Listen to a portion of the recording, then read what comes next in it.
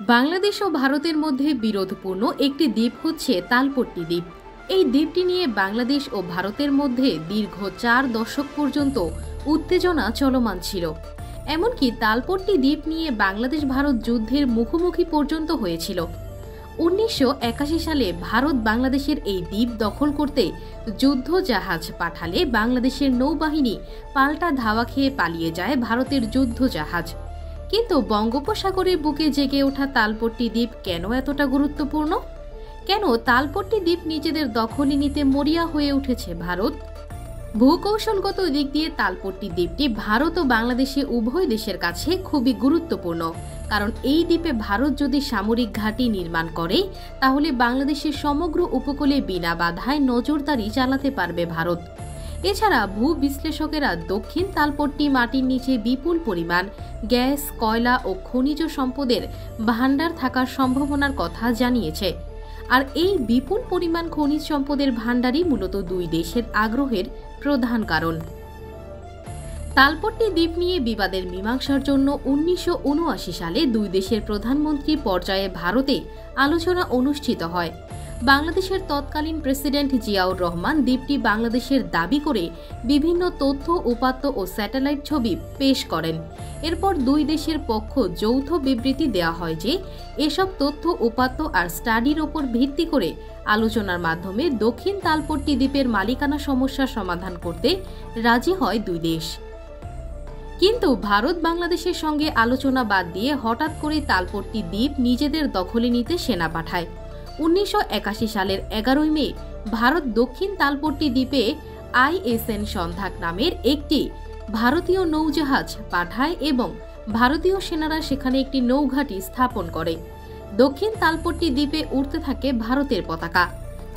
বাংলাদেশ এই ঘটনার দুদিন পরই অর্থাৎ ১৩ মে ভারতীয় দখলদারদের প্রতিরোধ করতে বাংলাদেশ নৌবাহিনী পাল্টা পদক্ষেপ হিসেবে দুটি যুদ্ধজাহাজ পাঠায় এবং বাংলাদেশ নৌবাহিনী ভারতীয় সেনা চৌকিতে অতর্কিত হামলা চালায়। এভাবে বাংলাদেশ ও ভারতের নৌবাহিনী ৩ দিন পর্যন্ত মুখোমুখি অবস্থান করছিল। অবশেষে রিয়ার অ্যাডমিরাল মাহবুব আলী খানের নেতৃত্বে বাংলাদেশ নৌবাহিনীর প্রবল প্রতিরোধের মুখে ভারত সেখান থেকে তাদের সৈন্য প্রত্যাহার করে নেয়। বাংলাদেশের কঠোর মনোভাব দেখে ভারত দক্ষিণ তালপট্টি দ্বীপ থেকে সেনা প্রত্যাহার করে নেয় এবং দ্বীপটিকে নো ম্যানস ল্যান্ড ঘোষণা করে। তালপট্টি দ্বীপটি সর্বপ্রথম আবিষ্কার করে বাংলাদেশের জেলেরা। বাংলাদেশের জেলেরা বঙ্গোপসাগরে মাছ ধরতে গিয়ে এই দ্বীপটির সন্ধান পায়। ১৯৭১ সালের জানুয়ারি-ফেব্রুয়ারি মাসে বাংলাদেশের সুন্দরবনের জেলেরা সর্বপ্রথম তালপট্টি দ্বীপটির অস্তিত্বের কথা প্রচার করে। বাংলাদেশের বৃহত্তর খুলনা জেলার দক্ষিণের কালীগঞ্জ থানার দক্ষিণে দ্বীপটি অবস্থিত হওয়ায় নতুন দ্বীপটিকে তারা দক্ষিণ তালপট্টি নামে অবহিত করে। বঙ্গোপসাগরে বাংলাদেশি জেলেদের আবিষ্কার করা এই দ্বীপের খবর ভারতেও দ্রুত ছড়িয়ে পড়ে। পশ্চিমবঙ্গের বিভিন্ন পত্রপত্রিকা বাংলাদেশের এই দ্বীপটিকে ভারতের অংশ বলে ব্যাপকভাবে প্রোপাগান্ডা চালাতে থাকে। এর কিছুদিন পর ভারত সরকার নতুন এই দ্বীপটিকে নিউমোর দ্বীপ বলে ঘোষণা করেন। কলকাতার সংবাদপত্রগুলোতে দ্বীপটিকে কখনো নিউমোর, আবার কখনো পূর্বাশা নামে প্রকাশ করতে থাকে। এরপর বাংলাদেশের দীর্ঘ রাজনৈতিক অস্থিরতা আর পালাবদল দক্ষিণ তালপট্টিকে আলোচনায় আসতে দেয়নি।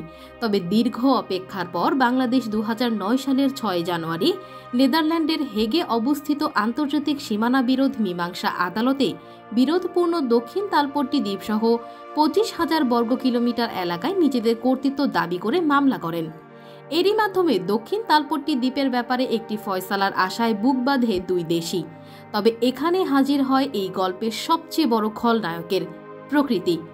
যে দ্বীপ নিয়ে দুই বন্ধু প্রতিম প্রতিবেশী রাষ্ট্র বিবাদে জড়িয়েছিল, তাদের বিবাদ মীমাংসার দায়িত্ব নিজ কাঁধে তুলে নেয় স্বয়ং প্রকৃতি।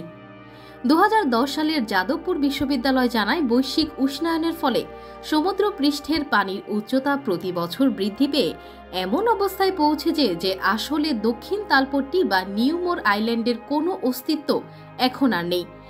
দ্বীপের সম্পূর্ণ অংশ আবার সমুদ্র গর্ভেই তলিয়ে গেছে। তাই বিবাদমান দুই পক্ষের যেই জয়লাভ করুক, দক্ষিণ তালপট্টি দু দেশের কাছেই মূল্যহীন হয়ে পড়ে। প্রকৃতির খেয়ালে গড়ে ওঠা যে দ্বীপ ঘিরে বিবাদের শুরু হয়েছিল, প্রকৃতি সেই বিবাদের নিষ্পত্তি ঘটায়। পরবর্তীতে 2016 সালের জুলাই মাসে আন্তর্জাতিক বিরোধ মীমাংসা আদালত বিরোধপূর্ণ 25,000 বর্গ কিলোমিটার এলাকার মধ্যে 19,467 বর্গ কিলোমিটার অংশ বাংলাদেশের বলে রায় দেয়। তবে দক্ষিণ তালপট্টি দ্বীপ পূর্বে যেখানে ছিল সেই অংশ ভারতের পক্ষে বলে রায় দেয় আদালত। তবে যেহেতু দ্বীপের অস্তিত্বই আর নেই, তাই সে অংশের সমুদ্র সীমায় ভারতের কর্তৃত্ব প্রতিষ্ঠিত হয়। তবে অনেক সমুদ্র বিশেষজ্ঞদের মতে তালপট্টি দ্বীপের এখনও অস্তিত্ব রয়েছে। তালপট্টি দ্বীপের অস্তিত্ব নিয়ে ভারত মিথ্যাচার করছে। এছাড়া ভারতের বিরুদ্ধে অভিযোগ রয়েছে ভারত বাংলাদেশের পশ্চিমে সুন্দরবন সংলগ্ন দক্ষিণ তালপট্টি দ্বীপটি কৌশলে ভেঙে দিচ্ছে। বাংলাদেশের সীমানায় বৃহৎ এই দ্বীপটি যাতে আর গড়ে উঠতে না পারে সেজন্য ভারত উজানে হারিয়াভাঙা নদীর স্রোত ও পলি নিয়ন্ত্রণ করছে। ফলে নতুন করে পলি জমতে না পেরে তালপট্টি দ্বীপ আর উঁচু না হয়ে বরং সম্প্রতি সেখানেই ভাঙন শুরু হয়েছে। ওদিকে 4-5 বছর আগে থেকে ভারত বিশ্বব্যাপী অপপ্রচার চালিয়ে যাচ্ছে যে তালপট্টি দ্বীপটি বিলীন হয়ে গেছে, এর কোনো অস্তিত্ব বর্তমানে আর নেই। কিন্তু বাস্তবতা হচ্ছে তালপট্টি দ্বীপের অস্তিত্ব এখনও আছে এবং ভাটার সময় এর চূড়া সামান্য ভেসে ওঠে, কিন্তু জোয়ারে পুরোপুরি ডুবে যায়।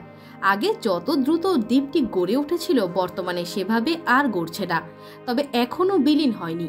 গত সপ্তাহেও গুগলের স্যাটেলাইট মানচিত্রে তালপট্টি দ্বীপটির অস্তিত্ব দেখা গেছে। বাংলাদেশের প্রখ্যাত সমুদ্র বিজ্ঞান ও ভূগোল বিশেষজ্ঞ প্রফেসর ডক্টর আব্দুর রব বলেন, দ্বীপটি রেকর্ডপত্রে বাংলাদেশের। ৭১-এর স্বাধীনতার পর থেকে ভারত জোরপূর্বক তালপট্টি দখল করে রেখেছে, কিন্তু প্রেসিডেন্ট জিয়াউর রহমান একবার দ্বীপটির দখল নিয়েছিলেন। এরপর ভারত সমুদ্র সীমা নির্ধারণ সংক্রান্ত বিরোধের মীমাংসা না হওয়াতে অজুহাত দেখিয়ে বিরোধপূর্ণ এলাকায় বাংলাদেশের নৌবাহিনীকে স্থায়ীভাবে ঘাঁটি গাড়তে দেয়নি। এর মধ্যে ভারত একাধিকবার জরিপ করে দেখেছে তালপট্টি পুরোপুরি জেগে উঠলে এবং আন্তর্জাতিকভাবে সমুদ্র সীমার ফয়সালা হলে ভারত কখনোই তালপট্টি দ্বীপের মালিকানা পাবে না, বরং বাংলাদেশ এই দ্বীপের মালিকানা লাভ করলে সমুদ্র সীমা প্রাপ্তিও আরও অনেক দূর এগিয়ে যাবে। তাই ভারত তালপট্টি দ্বীপটি ভেঙে দেওয়ার কৌশল গ্রহণ করেছে। বিশেষ করে বঙ্গোপসাগরের সমুদ্র সীমা নিয়ে মিয়ানমারের সাথে বাংলাদেশের বিরোধের ব্যাপারে সমুদ্র আইন বিষয়ক আন্তর্জাতিক ট্রাইব্যুনালের রায়ের পর ভারত এ ব্যাপারে আরও হিংস্র হয়ে উঠেছে, যাতে তালপট্টির মালিকানা কোনোভাবেই বাংলাদেশ না পেতে পারে। এজন্য একদিকে হারিয়াভাঙা নদীর মোহনায় ভারতীয় অংশে গ্রোয়েন নির্মাণ করে স্রোতের গতি বাংলাদেশের দিকে ঠেলে দেওয়া হচ্ছে, অপরদিকে নদীর উজানে বাঁধ নির্মাণ করে পলি ভিন্ন খাতে সরিয়ে দিচ্ছে ভারত। দেশের দ্বিতীয় সমুদ্র বন্দর মংলা ও সংশ্লিষ্ট মেরিটাইম বিশেষজ্ঞ এবং সমুদ্র সম্পদ পর্যবেক্ষকদের অভিমত, আয়তনের দিক থেকে দক্ষিণ তালপট্টি অত্যন্ত ক্ষুদ্র দ্বীপ হলেও ভূ রাজনৈতিক নিরিখে দ্বীপটির গুরুত্ব অপরিসীম। উপকূলীয় দ্বীপটির মালিকানার সাথে জড়িত রয়েছে বাংলাদেশের বঙ্গোপসাগরের বিশাল সমুদ্রাঞ্চলের সার্বভৌমত্বের স্বার্থ। তাই সালিসি নিষ্পত্তির মাধ্যমে শুধু দক্ষিণ তালপট্টি নয়, সমুদ্র সীমার এক্সক্লুসিভ ইকোনমিক জোনকে নিষ্কণ্টক করা একান্ত জরুরি। বাংলাদেশের উপকূল থেকে দক্ষিণে প্রায় 500 কিলোমিটার পর্যন্ত মহীসোপানের বিস্তৃতি। এই অগভীর সমুদ্রাঞ্চলের মোট আয়তন কমপক্ষে 3.5 লাখ বর্গমাইল। আন্তর্জাতিক সমুদ্র আইনের সর্বশেষ নীতি অনুযায়ী নিজ দেশের উপকূলীয় সংলগ্ন মহীসোপানের যাবতীয় সমুদ্র সম্পদ রাজির ব্যবহার ও মালিকানা সত্ত্ব ভোগ করার একচ্ছত্র অধিকার রয়েছে। দক্ষিণ তালপট্টির মালিকানার সাথে বঙ্গোপসাগরে বাংলাদেশের স্বাভাবিক সীমার অতিরিক্ত কমপক্ষে 25,000 বর্গমাইল সমুদ্রাঞ্চলের স্বার্থ জড়িত। দ্বীপটির দক্ষিণ, দক্ষিণ পূর্ব ও দক্ষিণ পশ্চিমে হাজার হাজার বর্গ কিলোমিটার সংরক্ষিত অর্থনৈতিক অঞ্চলে মৎস্য ও তেল গ্যাস ক্ষেত্রসহ বিপুল পরিমাণ সামুদ্রিক সম্পদ রয়েছে। ওই এলাকার সমুদ্রতলে লৌহ, ম্যাঙ্গানিজ, অ্যালুমিনিয়াম, তেজস্ক্রিয় ভারী খনিজ পদার্থ ইত্যাদির বিপুল সঞ্চয় রয়েছে।